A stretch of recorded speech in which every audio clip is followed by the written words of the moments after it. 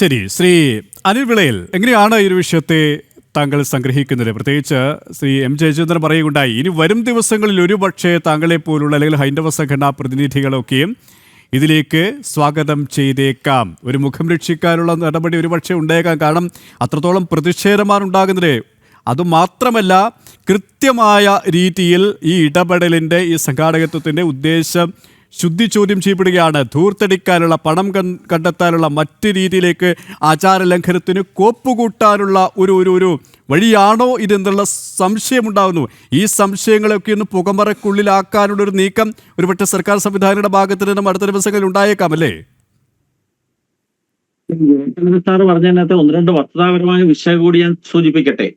സൂചിപ്പിക്കുകയുണ്ടായി, മുഖ്യ രക്ഷാധികാരിയും ബാക്കി മന്ത്രിമാരൊക്കെ അതാത് വകുപ്പിന്റെ രക്ഷാധികാരിമാരുമായിട്ടുള്ള ഒരു സ്വാഗത സംഘമാണ് രൂപീകരിച്ചെന്ന്. അദ്ദേഹത്തിന് പിശക് പറ്റിയതാണ്. ഓരോ ഡിപ്പാർട്ട്മെന്റിന്റെ ചെയർപേഴ്സൺമാരായിട്ടാണ് ഈ മന്ത്രിമാരെയും ഈ ഡെപ്യൂട്ടി സ്പീക്കറും അല്ലെങ്കിൽ ADGP ശ്രീജിത്ത് ഉൾപ്പെടെയുള്ള ആൾക്കാരെ നിശ്ചയിച്ചിരിക്കുന്നത്. അത് ശ്രദ്ധിക്കുക, ചെയർപേഴ്സൺമാരായിട്ടാണ്. രണ്ടാമത്തെ കാര്യം, അദ്ദേഹം സൂചിപ്പിക്കുകയുണ്ടായി, ശബരിമലയുമായി ബന്ധപ്പെട്ട് ധാരാളം ആചാരാനുഷ്ഠാന ലംഘനങ്ങൾ സമീപകാലത്ത് ഉണ്ടായിക്കൊണ്ടേയിരിക്കുന്നു. ശരിയാണ്. അപ്രകാരമുള്ള ആചാരാനുഷ്ഠാന ലംഘനങ്ങൾ ഉണ്ടാവാതിരിക്കണമെന്നും ആചാരാനുഷ്ഠാനങ്ങൾ സംരക്ഷിക്കണമെന്നും ആവശ്യപ്പെട്ടുകൊണ്ട് ഈ കേരളത്തിലെ തെരുവുകളിലേക്ക് ഇറങ്ങിയ ആയിരക്കണക്കിന് ലക്ഷക്കണക്കിന് അമ്മമാരും സഹോദരന്മാരും ഉണ്ടായിരുന്നു 2018 കാലയളവിൽ. അവരെയൊക്കെ കളവായ കേസിൽ ഉൾപ്പെടുത്തിക്കൊണ്ട് കോടതികളിൽ കയറിയിറക്കി റിമാൻഡിൽ പാർപ്പിച്ച കാര്യവും ശ്രീ ജയചന്ദ്രൻ സാറിന് അറിയുള്ള കാര്യമാണല്ലോ. അത്തരത്തിൽ ആചാരാനുഷ്ഠാനത്തിന് വേണ്ടി ബലിയാടാകപ്പെട്ട ആ ഭക്തജനങ്ങളെ വിളിച്ചു കൂട്ടിക്കൊണ്ട് മുഖ്യമന്ത്രിയും ദേവസ്വം മന്ത്രിയും അവരോട് മാപ്പ് പറയാനുള്ള ഒരു സംഗമമല്ലേ ആദ്യം നടത്തേണ്ടത്?